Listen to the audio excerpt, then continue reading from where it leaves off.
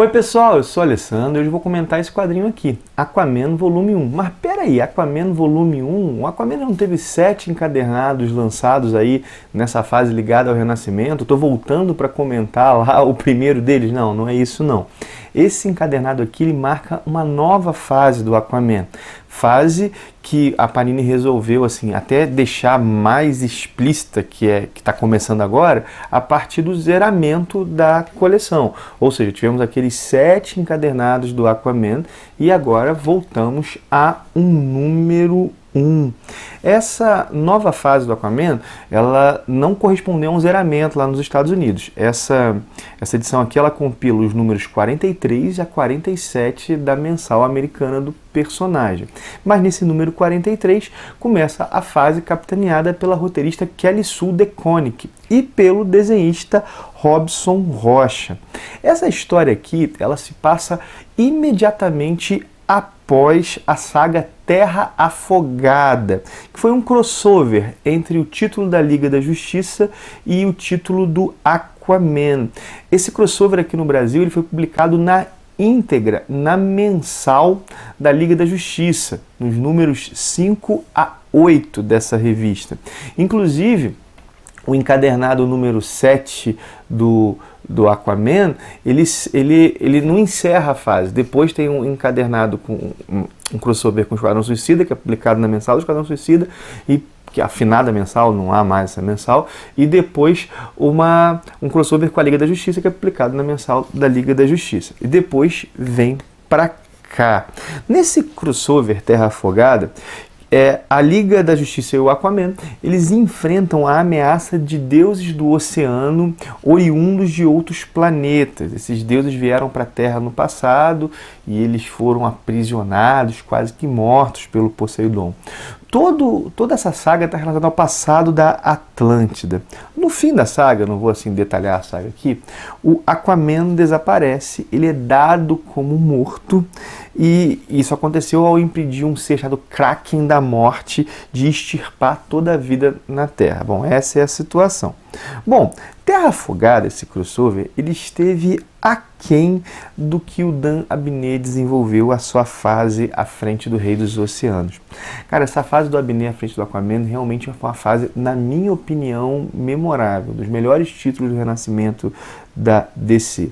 Eu acho que ela devia ter terminado após a insurreição que fez com que a Mera assumisse o trono da Atlântida.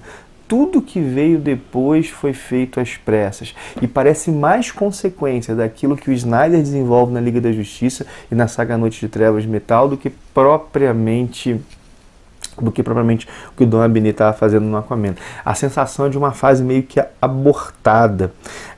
Inclusive, as ideias interessantes que apareceram, por exemplo, após a Mera chegar ao trono, por exemplo, a Atlântida na superfície.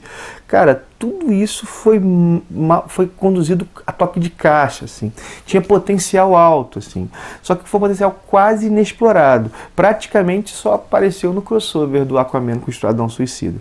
De todo modo, eu penso que a Kelly Sue DeConnick, ela tem uma grande responsabilidade, porque apesar desse final ter estado aquém, a fase foi uma grande fase, assim. Ela foi uma grande fase. E a Kelly Sue DeConnick, ela assume essa responsabilidade fazendo o seguinte, né? Afastando um pouco o que ela quer desenvolver daquilo que o Dan Abnett desenvolveu. Vou mostrar um pouco os desenhos do Robson Rocha enquanto eu falo, né? Nessa fase aqui, por exemplo, praticamente não há Atlântida. Há menções muito leves à situação da Atlântida e da Mera, mas assim, não há desenvolvimento nenhum da Atlântida. Sendo bem sincero, aqui praticamente não há Aquaman. Peraí, há o personagem, mas não há Aquaman? Sim, porque o Arthur, ele está desmemoriado e ele vivendo numa ilhazinha chamada Águas Indizíveis, assim. Um lugar que é aparentemente isolado do mundo e que parece guardar seus mistérios, assim. A trama criada pela Kelly Sue DeConnick, ela envolve lá deuses ancestrais, deuses ancestrais ligados ao oceano, né? Ligados ao oceano. E uma certa ânsia por vingança, é uma narrativa mitológica, sabe? E o Aquaman tá preso nessa luta. O Arthur, né, que nem o nome dele direito ele lembra, tá nessa luta. Como eu falei, há a criação de uma mitologia marinha, esse esforço por criar deuses, criar toda uma narrativa sobre os primórdios da Terra e do oceano.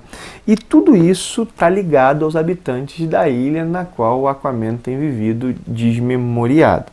Bom, vamos lá. A história é legal e os desenhos do Robson Rocha são bem bons também. Olha só, mostrei já alguns dos desenhos dele aqui para vocês. Olha só, o cara realmente manda bem nos desenhos. Acontece o seguinte, em termos de história, tá, ao meu ver, aquém do que o Dan Abnett fez. Mas eu penso que é injusto comparar uma fase já terminada, com começo, meio e fim, com apenas o começo de uma fase, com algo que está dando seus primeiros passos. O começo da fase do Dan Abnett também não foi dos mais grandiosos, inclusive a fase foi numa crescente. Eu acho que, sei lá, comparando talvez o primeiro arco dos dois, eu posso ter talvez preferido esse, assim, comparando para ser um pouco mais justo, né? Aqui nós temos, assim, o primeiro arco aí da Kelly Sue DeConnick, e eu vou dizer que ela foi competente. Ela apresentou novos coadjuvantes, tanto aliados quanto antagonistas, ela apresentou, está construindo uma mitologia. Pessoalmente, eu senti muita falta da Atlântida, muita falta mesmo. Na fase do Abnett, ela foi praticamente um personagem. Compara aí, sei lá, com Hogwarts, por Harry Potter, por exemplo. O cenário é tão importante que ele ganha, assim, tipo, a importância de um personagem central, né? Eu realmente senti falta disso, assim. O Dan Abnett delineou muito bem esse cenário. Eu achei que a Atlântida foi muito bem desenvolvido na fase dele, né? Mas vamos ver o que essa fase aqui reserva. Talvez a Kelly Sue vá utilizar isso mais no futuro, assim. Não dá para dizer que o que está sendo feito aqui está desconectado da essência do personagem. Não está. Apenas a Kelly Sue resolveu trabalhar a partir de um outro aspecto. O Dan Abnett pegou um aspecto mais sociopolítico, que envolvia, sim, o passado da Atlântida, ou algumas referências mitológicas. Aqui a mitologia veio para frente. Isso aqui, ao meu ver, já está melhor do que do que o crossover com a Liga, assim, do que o crossover com a Liga, que esteve aquém, né?